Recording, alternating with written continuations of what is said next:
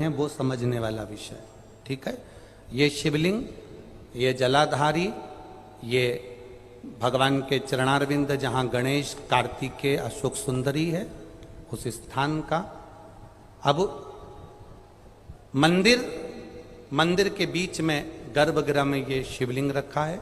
हम जब परिक्रमा चालू करते हैं तो यहाँ से यूं गए और यहीं से हम वापिस आ गए, वापिस हम यहीं से आ गए। शंकर की परिक्रमा पूर्ण कब मानी गई? आधी परिक्रमा को पूर्ण कब कहा गया? शिव की परिक्रमा को हम पूर्ण कैसे मान सकते हैं? हम कहते हैं, हमारे शास्त्र कहते हैं कि शंकर की 3 परिक्रमा करो, या भगवान की 3 परिक्रमा करो, या देवता की 3 परिक्रमा करो। परिक्रमा का फल कब मिलता? परिक्रमा का अंश फल कब मिलता? शिवलिंग जलाधारी मंदिर के बीचों बीच है।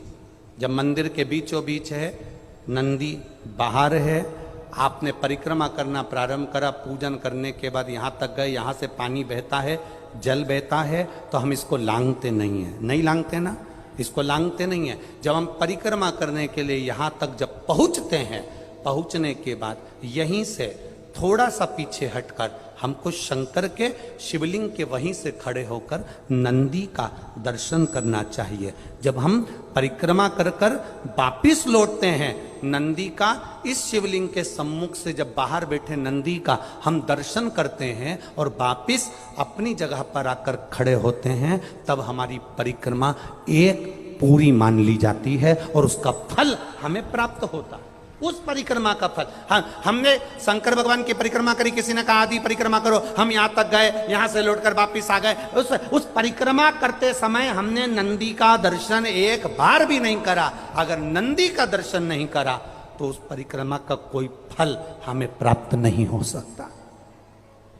उस परिक्रमा का कोई फल हमें प्राप्त नहीं हो सकता। अब 3 परिक्रमा हमारा वर्णन किया, तो 3 परिक्रमा क्या करोगे? यहां वापिस आओगे, यहां वापिस जाओगे क्या?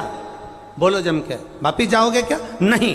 3 परिक्रमा शंकर भगवान की जो वर्णन करी गई, यहां से चले, यहां पहुंचे, पहुंचने के बाद आपने यहां शिव जी का शिवलिंग के वहीं से नंदी का दर्शन करा, फिर वापिस पलटे, फिर नंदी का दर्शन करा, फिर पलटे, फिर नंदी का दर्शन करा। यहाँ खड़े होकर आप जब 3 बार नंदी का दर्शन कर लेते हो, एक ही परिक्रमा में 3 बार नंदी का दर्शन कर लेते हो, तो 3 परिक्रमा का फल प्राप्त हो जाता है और हमारा वो कार्य सफल हो जाता है। 3 परिक्रमा का